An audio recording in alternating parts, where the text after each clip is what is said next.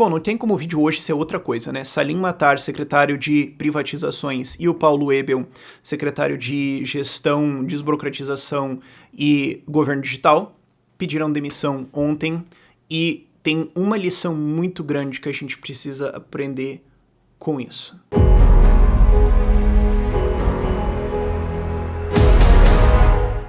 E assim, eu não quero ficar entrando na intriguinha política, de se o Bolsonaro fez isso, eu acho que tem muito jornalista caçando treta e caçando manchete com isso, não me importa, dane-se. E eu acho que também tem, e vamos discutir isso aqui rapidinho, tem uma visão de que, nada foi feito, mas eu acho que isso em parte é porque tem gente que só quer criticar e acabou, e em parte é porque os Guedes foi lá e tacou o sarrafo lá em cima falando que vai privatizar tudo, e bora, uau, e daí, é uma meta inalcançável. Salim Matar privatizou 84 subsidiárias, 150 bilhões de reais em privatizações e ainda encaminhou mais uma porrada de coisa. E o Paulo Ebel na Secretaria de Desburocratização, desburocratização ou desregulação, alguma coisa assim, desburocratização, gestão e governo digital. Ele fez muita mais coisa também, é só que isso não pega muito mídia, porque a área dele era muito o que eu chamo de pauta B. É um negócio que é grande pra caramba, mas ninguém liga. Tipo, educação domiciliar, produto artesanal, produto alimentício derivado de animal, que é produto artesanal. Sabe, essas coisas assim que elas afetam muito da economia, mas é meio disperso, então a galera não sabe, e isso perto de uma reforma tributária ou administrativa, ou da Previdência, que pega manchete pra caramba, fica meio esquecido, e o jornalista também tá pouco se cagando pra falar disso, então você não sabe o que acontece. Mas dentro do Paulo Ebel, cara, você teve a Lei de Liberdade Econômica, CNPJ agora é no mesmo dia, isso mudou a vida de muita gente na área de contabilidade, várias coisas de desburocratização e desregulação saíram, por causa da Lei de Liberdade Econômica, inovação agora no Brasil é consideravelmente mais fácil, registros não são tão necessários assim, você pode progredir com várias coisas, isso fez muita diferença, sim. É só que eu acho que brasileiro também tem a coisa meio extrema de 1 ou 100. Então foi excelente? Não. Então é um absoluto lixo. Fim, não serviu pra nada. O brasileiro tem essa tendência. E eu acho que isso está sendo aplicado agora, e também tem o fato do Guedes ter colocado um sarrafo em Saturno, que não tem como atingir, aí complicou a parada, mas avanços foram feitos sim, o trabalho deles impactou a sua vida de várias formas que tem horas de vídeo pra eu começar a explicar isso. Agora, qual que é a lição que a gente precisa aprender aqui? Um pouco tá entregue em por que eles pediram demissão. O Salim, e assim, eu tô falando ostensivamente o que tá na mídia e tudo mais, e o que eu ouvi, assim. E eu digo isso porque eles são do Movimento da Liberdade também. Eu nunca conversei com os dois, mas é razoável você supor que eu já tenho. Então, assim, não suponha que eu tô falando alguma coisa que é um insider, alguma coisa que não, ok?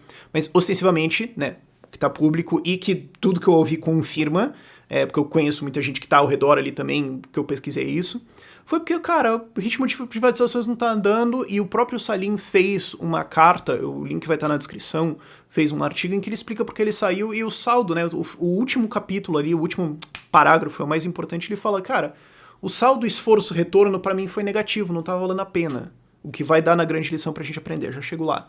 Mas o ritmo não tava legal aqui, eu quero sair. Já vamos entender porque isso acontece. E o Paulo Ebel pediu demissão porque, cara, reforma administrativa lá pra 2021, bicho. 2021? Vamos logo com isso aqui, cara. Pô, é um rombo gigantesco essa parada. Então esses motivos entregam bastante qual é a lição pra gente aprender. E assim, cara, o slogan da lição é o seguinte: política é um esporte de equipe e volume importa. Porque os dois são grandes exemplos de uma coisa que foi sentida por quase todo mundo que tá tentando reduzir. Quase todo mundo, eu digo assim, porque eu não quero dizer todo mundo, porque vai que tem um que não foi, enfim. Que a enorme maioria sentiu. Que é a enorme resistência do Estado em ser reduzido ou em mudar pra ser alguma coisa diferente. Porque é o que o Salim falou, a parada muda pra ficar igual. Você dá um jeitão ali pra ficar a mesma coisa, né? Pergunta pro Rodrigo Maia. Mas pergunta pro Centrão. Mudou pra caramba pra ficar a mesma coisa pra eles, né? O que acontece é que o sistema, como tá hoje, tem enormes e infinitas camadas de defesa e centenas de milhares de pessoas cuja vida depende, cujo o sustento, o dinheiro que ela recebe depende de preservar aquilo. Então você tem uma equipe difusa, descentralizada, inclusive, se você quiser usar o termo, com enorme interesse em manter o Estado como tal ou expandir ele.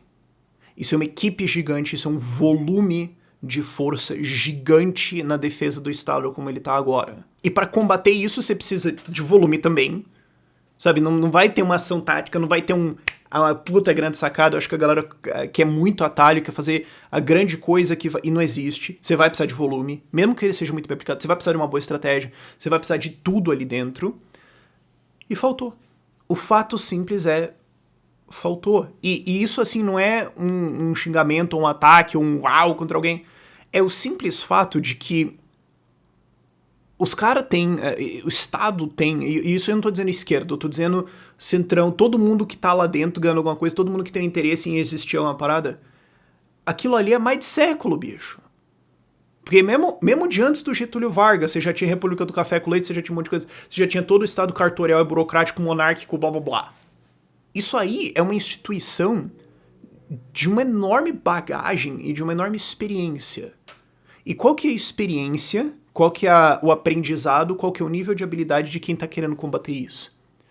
Cara, é um faixa branca de jiu-jitsu chamando pra mão um competidor faixa preta de jiu-jitsu. O que você espera que aconteça? Entendeu? Eu não tô dizendo assim, ai que horrível, eu só tô dizendo o estado das coisas. Como dizem em inglês, it is what it is. É o que é. O fato é esse. Então o Estado tem uma profundidade muito grande. E assim, todo mundo sabia isso. Todo mundo sabia isso. Não é uma novidade pra alguém. É só que você ir pra dentro da trincheira, ir pra luta mesmo, é diferente. Sabe? Uma coisa é você ver uma luta de MMA ou de jiu-jitsu, ver os caras lutando e falar, os caras são brabos, hein? Outra coisa é você lutar contra aquele cara. Você sabe que o cara é brabo. Mas quando você sente a pressão do cara, bicho... Nossa, velho. Sabe, eu acho que é muito educativo esportes de combate, assim, tipo jiu-jitsu. Porque, assim, eu já lutei contra faixa preta que hoje tá no UFC. Mano, eu não consigo nem começar a compreender o que aconteceu. E assim, eu sabia que ia ser isso. Mas aí quando você vai lutar com o cara, tipo... Mano do céu. Isso é uma das coisas que atrasou privatizações. E, assim, vamos lembrar... privatizar agora não é a mesma coisa que privatizar nos anos 90. E alguém pode falar, mas você tá tentando defender e tudo mais. Não, de novo, tô falando os fatos. Nos anos 90, você tinha uma esquerda e Estado, ainda Estado grande, né? Ainda se consolidando, ainda tentando entender como jogar, como que é a política, como que é essa história nova, Constituição, papapá. Os caras estavam ainda aprendendo o jogo. Daí eles tiveram 14 anos de PT, com toda a institucionalização e consolidação disso, e aparelhamento, e todo o financiamento da parada. E aí veio o governo Temer. E eles já estavam aprendendo a resistir redução do Estado dentro do governo Temer. Privatização da Eletrobras, por exemplo, foi muito bem resistida. E aí veio o governo Bolsonaro. Então, assim, a equipe que entrou econômica do governo Bolsonaro, do Paulo Guedes, entrou para enfrentar um inimigo que já tinha no mínimo 2 anos de experiência de resistir isso, que era o governo Temer. Toda a experiência dos anos 90 consolidada nos veteranos que estavam ali ensinando e guiando estratégia. E toda a escola e todo o aparelhamento de 14 anos de PT. É a Primeira Guerra Mundial e a Segunda Guerra Mundial. São combates muito profundamente diferentes aqui. Então, privatizar hoje, cara, é muito mais difícil, é muito mais complicado. O próprio Salim falou, são 15 órgãos diferentes que você tem que passar para privatizar alguma coisa. 15. Se você tentasse fazer um miojo passando por 15 pessoas diferentes... Já não ia funcionar. Imagina privatizar uma Petrobras, um Banco do Brasil. Imagina isso, sabe? E camadas foram construídas. Você teve aquele negócio, não, mas agora só pode privatizar se o legislativo aprovar. O STF também já chegou e falou, pera. Eu posso também aqui olhar a lei e falar... Não, vamos estabelecer isso também. Os caras começaram a fazer várias defesas, assim. Superar isso... É uma batalha de atrito. E você vai precisar de volume bruto pra superar isso. Você pode ter estratégia, você pode ter um monte de coisa, mas você vai precisar de volume. Isso é o que eu falo com política ser um esporte de equipe. Porque tem o Paulo Guedes. Vai ter que ter a equipe dele, vai ter que ter os secretários embaixo, experiência de todos eles, e a equipe desses caras, e a equipe dos caras embaixo deles.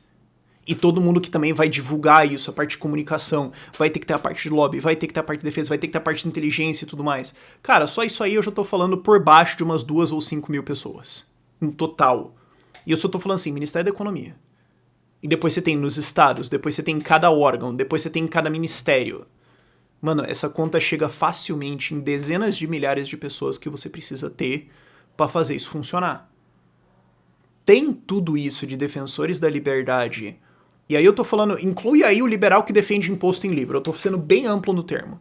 Tem isso? Tem isso tudo de braço? Tem isso de equipe pra jogar esse jogo, cara? É um problema grave. É um problema grave e também, de novo, é o que você esperaria de um movimento que tem aí o que, uma década? Que agora que tá entrando no poder e entendendo como que... Sabe, eu tava falando com o Bruno Souza um tempo atrás, eu tava falando, cara, você é um dos caras da liberdade mais experientes na política, porque você tem 4 anos de mandato em 2 cargos diferentes, vereador e deputado estadual. Tipo, esse é o nosso veterano, tá ligado? É o cara que fala, não, pera, agora eu vou ensinar os calor aqui. Enquanto isso, você tem um deputado federal de esquerda com 30 anos de carreira pra mais. Mas enfim, é razoável você esperar que um movimento novo desses ainda tenha pouca equipe, tenha pouca estratégia, pouco aprendizado e tudo mais. É o que é razoável esperar, sabe? Então, assim, dado isso e os resultados que a gente teve, eu diria que é o que eu acho razoável esperar. Mas a gente precisa sacar isso, a gente precisa sacar que é necessário que essas pessoas existam, que elas entrem nesse jogo, por falta de um termo melhor, que elas... E isso é várias coisas diferentes, não é só ministro. Cara, todos os cargos aí no meio vão entrar. Todos os cargos aí no meio vão de alguma forma, todas as expertises vão ser de alguma forma. Ah, mas eu sou odontologista e libertário. Cara, alguém vai precisar falar pro Conselho Federal que tem que desburocratizar umas paradas aqui e tudo mais, e pode ser que os caras vão cagar porque um economista fala, mas se for um dentista ali falando, for um odontologista falando, os caras vão ouvir. Então você vai precisar saber fazer liberdade, defesa, retórica, debater a parada, política, lobby, vai precisar fazer tudo isso. E você vai ter que ter uma equipe. Cadê esses caras?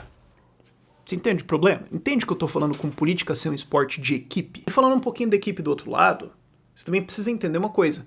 Se você tem, digamos, 2 estatais, mas uma está sendo agora privatizada, a outra vai sacar, pera, se eu defender ela, é bom, porque mesmo que ela caia, quando o cara vier para me privatizar, ele já está cansado. Agora, quando você tem 698, eu vou repetir, 698 empresas que o Brasil ou é dono, ou é subsidiário de algo que ele é dono, ou é coparticipação, ou ele é acionista e tudo mais... Cara, qual é a profundidade? Quantos muros você tem que pular antes de chegar no seu destino? E quando você vai cansar no meio do caminho? Então você tem uma dinâmica engraçada onde, na verdade, os seus combates mais difíceis são os primeiros. Porque cada um que você derruba, você reduz a capacidade do adversário de te opor. Então, esse começo justo que é o mais difícil, eu acho que é o mais razoável você esperar. Mas quando você tem uma profundidade... Porque se fosse assim, 5, 6, você fala, pô, derrubou 1, derrubou 2, pô, agora já tirou 1/3 do caminho aí da frente, né? Quando você tem 130 e cacetada de controle direto, você pode derrubar 15 e falar, bom, agora acho que terminou o aquecimento, né? Uau! É difícil. E depois você tem outra coisa também, que é a dificuldade de você convencer alguém a comprar a parada. O Celine estava falando, teve 3 empresas aí que, nesse artigo, né, que eu citei, tem 3 empresas que não teve comprador, vai ter que fechar. O que também entrega que ela não deveria existir em primeiro lugar, porque se ninguém na iniciativa privada tem interesse de fazer, é porque é inútil mesmo, porque não tem como fazer essa parada funcionar, esquece. Certo? Agora, pô, vou tentar vender uma empresa pra alguém. Eu fiz um artigo também, tá lá no nosso site, que é o mito do, porque vou vender a empresa por preço banana. Tem vários motivos por que isso aí é uma besteira. Uma delas é, quem comprar a empresa assume o risco dela. Então se você comprar um Correios, você foi lá e comprou... Se descobrirem um escândalo de corrupção, alguma coisa, algum escândalo, alguma coisa lá dentro, dinheiro que tá sumindo e tudo mais, a conta é tua, seu. A conta é tua. Você vai ter que responder por isso, na justiça. Você vai ter que pagar a conta. Então você vai exigir uma auditoria do pente mais fino que você consegue conceber para comprar essa parada. Agora imagina você auditar os Correios. Vamos lá. Lista de imóveis que o Correios possui. Quais são os caminhões, Kombi, moto e bicicleta que ele tem. Onde que estão, qual é o valor delas, quando que foi comprado. Quanto que vale agora, quais estão funcionando, quais não estão funcionando, o que precisa dar manutenção. Conta essas. Cara, e isso é um exemplo simples, é os Correios. Agora imagina uma Eletrobras. Se for descoberto qualquer coisa lá dentro, quem comprou responde. Agora tenta vender um carro desse, tenta vender um carro usado, estrupiado, estourado desse pra alguém. Pra ver o preço que vai vir descontado. Cara, é difícil. Não tem nem como... Porque, de novo, é 14 anos de PT, cara. É 14 anos de maluquice que você tem que primeiro entender, sem contar o governo Temer, né? Entender o que tá acontecendo, limpar, explicar, dar um valor e vender. Não é simples. O que volta pra... Falta braço. Cadê gente que defende a liberdade e que tem capacidade técnica e experiência de auditar uma empresa dessas? Porque assim, não, pô, eu trabalho aqui numa Big Four, eu faço auditoria de empresa aqui e tudo mais. Não, você faz auditoria de empresa decente, você faz auditoria de supermercado e tudo mais. Agora, você vai auditar uma estatal, você vai auditar o Ceasa, é totalmente... A lógica que você tem que ter olhando a parada e sabendo o que procurar é diferente. Quantas pessoas a gente tem com capacidade de fazer isso para entregar um bom resultado e como se sentir rápido pra gente privatizar isso? Você entende como política é um jogo de equipe e você precisa de volume de gente aí dentro? O que me leva a outra parada que eu cansei, você cansou, todo mundo cansou de ouvir eu falando em 2018. Legislativo. Mas vamos eleger o presidente. Tá bom, você elege o presidente. Ele tem 1/3 da Câmara? Não. Ele foi empichado, tá bom. Então agora quem que é o vice? Ele acabou de ser empichado também, e agora a Câmara elege um presidente. Cadê a base? Cadê os deputados? E de novo, não é só você ter o major abestalhado número 3 lá. Ele tem que saber ser político, ele tem que saber debater, ele tem que saber como é que funciona regimento, trâmite das paradas, tem que saber tudo isso. Ele tem que ter uma equipe de qualidade. Gabinete, gente. Ele tem que ter uma equipe de qualidade que sabe analisar, que sabe debater, que sabe negociar. Ele tem que ter a liderança do partido lá dentro da Câmara, que sabe analisar a lei, sabe call the shots, sabe dizer, dar as calls de o que precisa fazer. Cadê? Cara, eu tô falando aqui por baixo de 1.000 pessoas, se você contar candidatos, equipe deles, equipe de liderança e a galera pra eleger todo mundo, tô falando de 1.000 pessoas aí. Cadê? Que o que você teve foi um monte de gente que muitas vezes era de corporação, era major não sei o que, o sargento não sei o que, blá blá blá, não sei o que, o cabo não sei o que, e o que esse cara sabe de fato de defender liberdade, de ir lá e combater a redução do Estado? Boa parte deles veio de dentro do Estado. Boa parte deles tem interesse em manter a coisa assim, e a corporação que elegeu também. Mas e aí? Sem falar no próprio presidente, né? Cadê a base no legislativo? Eu falei pra focar nisso. Aí o que aconteceu? Centrão tá lá, legal. E se você for olhar a base que era supostamente pra defender o Paulo Guedes...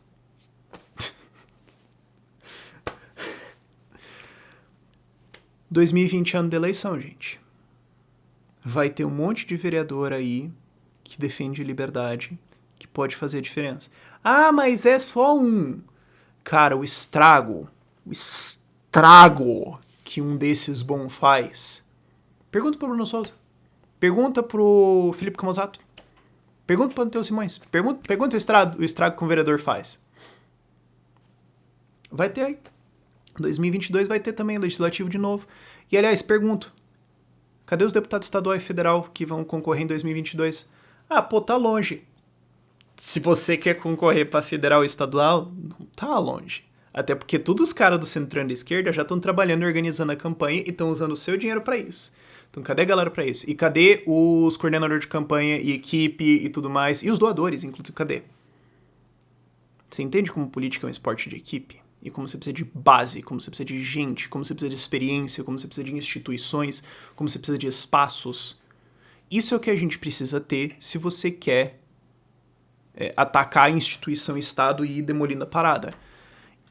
Agora sim, eu sei que isso foi um pouco pessimista o vídeo como um todo, mas perceba que com o pouco que a gente tem, a gente já fez bastante coisa. A lei de liberdade econômica tá aí. Teto de gastos ainda tá aí. Certo, você tem 150 bilhões de reais em privatizações feitas pelo secretário lá, pelo Salim, como secretário de privatizações. Você tem várias coisas que foram aprovadas recentemente, MP 907, você tem o selo artesanal sendo passado pelos estados, homeschooling avançando, e tem algumas coisas que eu não posso falar também, mas enfim, cara, tem várias vitórias que a gente tá conseguindo. Porque é um movimento que tá ganhando experiência, que tá ganhando corpo. É um faixa branca que tá aprendendo a lutar. Tá agora subindo pra faixa azul, eu acho. Acho que talvez aí no meio de 2021 o Movimento da Liberdade pode se dar uma faixa azul e dizer que, andou um passo aí, progrediu um pouco. Eu sei que a referência de jiu-jitsu é meio nichada, mas enfim. E assim, isso tá entregue lá no último parágrafo do texto do Salim. Leiam esse texto. Ele fala, olha, concluí que dedicando meu tempo aos institutos liberais afora, posso continuar contribuindo para a construção de um país melhor. Eu sei que a maior parte das pessoas que estão vendo esse vídeo não faz a menor ideia de quem é o Salim Matar. Esse é um cara que está há décadas no movimento. Décadas. E já se envolveu em um monte de coisas da liberdade. Eu nunca conversei com ele assim cara a cara direto, uma coisa que eu adoraria fazer. Mas esse cara já trabalhou em quase tudo de base do movimento de liberdade, ele está envolvido de alguma forma. Sabe, uma boa porcentagem da liberdade que existe no Brasil hoje é por causa do trabalho dele. Então, assim, eu sei que quem fala meio dele, eu sei que... Tá bom, você não sabe quem é o cara, beleza, tá perdoado. Se esse cara que fez tudo isso e foi lá pro mais alto, chegou à conclusão que é melhor voltar a fazer trabalho de base, ouve o cara que tem experiência. Vamos de novo para o que eu falei. Falta essa experiência, falta essa vivência, falta esse braço, falta esse volume e tudo mais. Mas aqui a gente tem um cara que tem uma enorme experiência nisso e que passou por vários ambientes diferentes e falou, eu acho que a energia agora é institutos, é trabalho de base e tudo mais, fazer gente. Tem uma lição muito profunda aqui. É o vídeo que eu tava fazendo ontem, foi coincidência, eu juro que foi, da importância de fazer grupos de estudo, e é boa parte do trabalho que eu dedico aqui no Ideias Radicais. Entenda o quão importante é isso, e é com essa construção de gente, de instituições, de ambientes e de estrutura que a gente vai peitar Estado.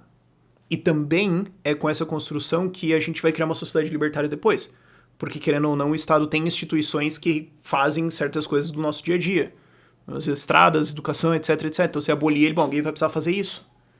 Então, você vai precisar fazer isso de qualquer forma, certo? Então, vai construindo isso de qualquer forma. Isso vai criando experiência, nomes e pessoas e braço que vão também peitar Estado. Trabalho de base é muito fundamental. Política é um esporte de equipe. Você pode até dizer que liberdade é um esporte de equipe. Embora o movimento defenda o individualismo, não acho que isso significa atomismo. Eu vou ficar sozinho aqui. Não. Vai ter que trabalhar com muita gente, vai ter que aprender muito. Entendo que isso aqui vai ser um negócio longo pra caramba. Agradeço muito o trabalho dos dois. E eu sei que isso aqui é só um começo de muita coisa que ainda vai vir pela frente. Vamos ouvir o que foi aprendido aqui, vamos trabalhar, vamos ter paciência. E com o tempo a gente vai vencer, porque a gente já tá conseguindo várias vitórias aí. Mas agora eu já tô divagando, eu acho que vocês pegaram o espírito da parada, né? Por esse vídeo é isso, links na descrição. Tchau, tchau.